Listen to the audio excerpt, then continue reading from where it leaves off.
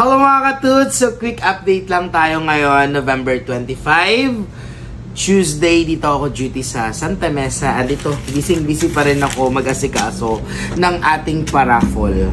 Yung free dental services na mamimigay ko.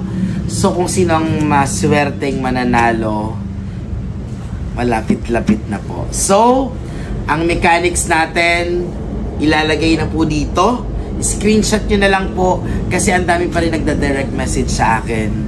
Paano yung mechanics? Even sa comment, sabi ko nga basic lang. Ano lang gagawin nyo?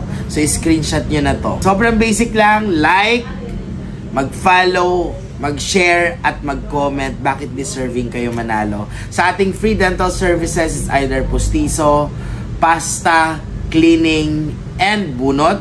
Be specific sa gusto nyo. And sa mga malalayong lugar dyan, pwede kayo maka-avail, pero cash G. It's either blue bills or yellow bills.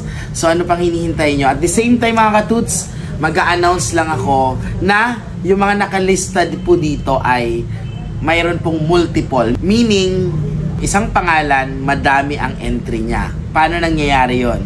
Sa bawat update na sinasabi ko, sa bawat mechanics na ginagawa nyo, nag-share kayo at nagko-comment kayo, counted po siya.